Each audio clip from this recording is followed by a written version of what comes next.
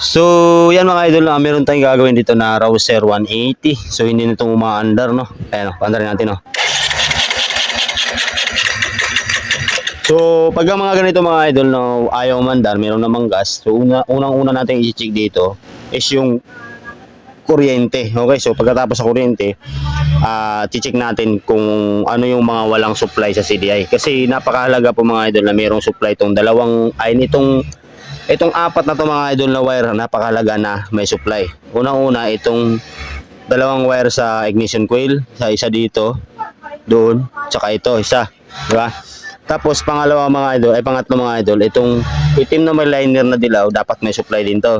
Tapos itong isa mga idol, gray na may pula, dapat may supply din yan. Yan lang yung i-check nyo kung okay ba yung supply na wire. Kasi mas maganda kasi mga idol pag palit tayo ng CDI or walang kuryente, ma-check natin kung bakit wala siyang kuryente. Kasi sayang naman pagka halimbawa nakabili kayo ng CDI. Okay? So yun, check muna natin mga idol. No? So una, kuryente muna. Check muna natin. Yan, basic troubleshoot lang para dun sa iba na mahilig mag-troubleshoot para sigurado kayo sa bibili na parts. Okay. Ayan, so tinanggal muna natin yung spark plug cap niya mga idol, no? Ito, tinanggal muna natin to. So, ipupustart natin ngayon kung may kuryente. Okay, so pustart natin. Makikita nyo yan kung may kuryente o wala. So, yun nga, ano, wala siyang kuryente mga idol, no? So, pagka walang kuryente dito mga idol, lipat tayo sa kabila naman na spark plug. Okay, so lipat tayo sa kabila. Ayan mga idol, no? So lumipat tayo sa kabilang ignition coil. Check din natin kung may kuryente din dito. Okay, so yan yung high tension wire niya. Right, so pusat natin.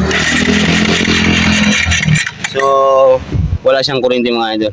So ngayon, isusunod na natin yung sinasabi ko palagi na dapat may check nyo bago kayo magpalit ng CDI. Kasi kung nasira, o halimbawa, nasira na talaga yung CDI nyo, tapos nilagay nyo na agad, yung pala may problema ang mga wire, possible na ang bago na ilalagay natin ay masira din.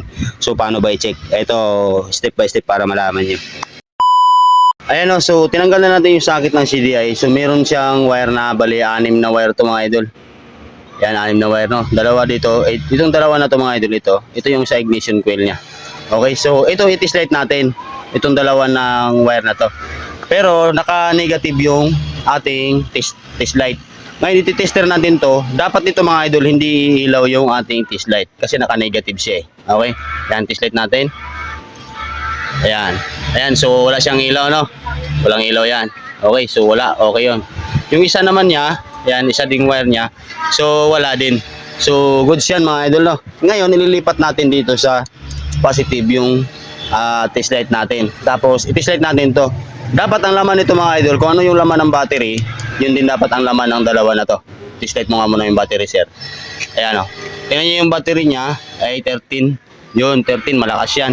So dapat kung ano yung laman ng battery, yun din yung laman nitong dalawang wire na to. Yan, test light mo, sir. Yan. So goods na goods, ano. Tapos ito pang isa. Yun, so parehas meron.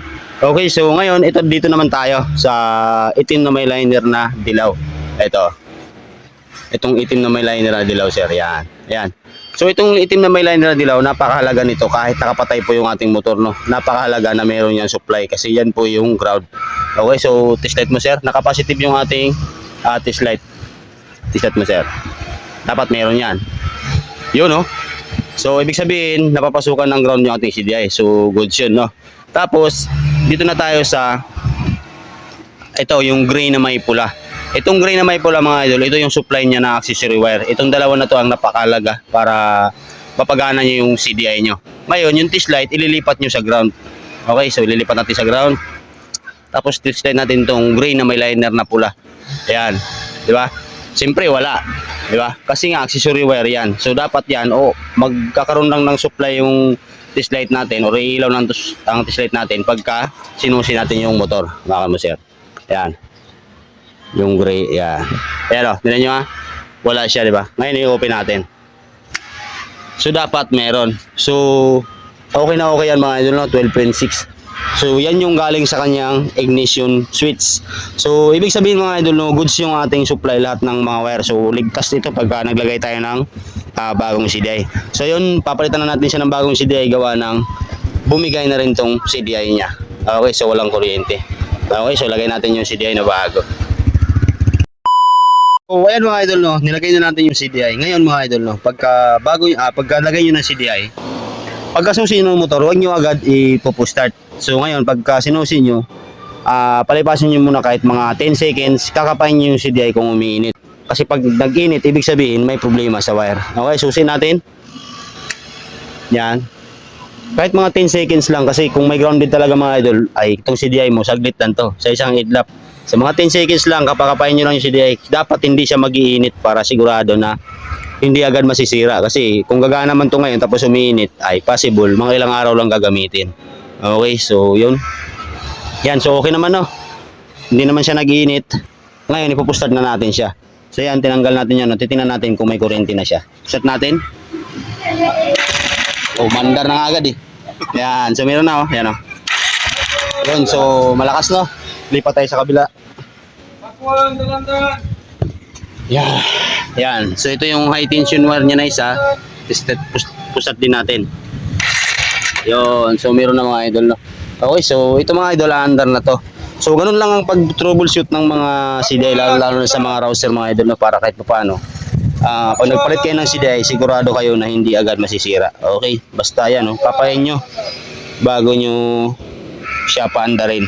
Kasi malimit, pag napalit tayo ng CDI, siyempre may kuryente, paandarin natin agad, ay mayayari tayo dun. Yan, kapain mo siya, hindi naman umiinit. Yan, so ibig sabihin, okay na yan.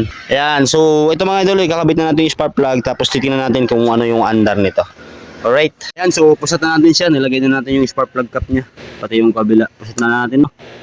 Okay, so pag nagpustat ka ng mga router, hindi mo naman kailangan kasan, basta maganda lang ang tuno ng carburetor. Ayan, no? Okay, so yan, andar na siya. Okay. Yan, so umandar na siya mga idol, no? Yung ganun lang mga idol, ang mga basic troubleshoot sa ating mga motor. Alright.